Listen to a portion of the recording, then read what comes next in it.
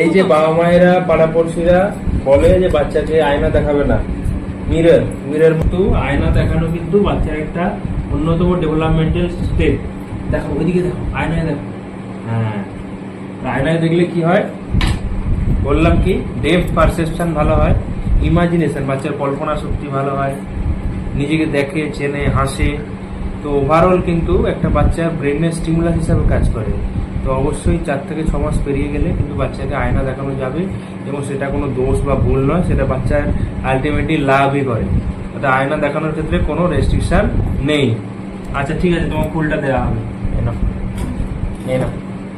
নাও এই colourful object, এই colourful খেলনা কিন্তু বাচ্চার খুব ভালো ব্রেনের স্টিমুল্যান্ট, মানে ব্রেন তৈরিতে হেল্প করে।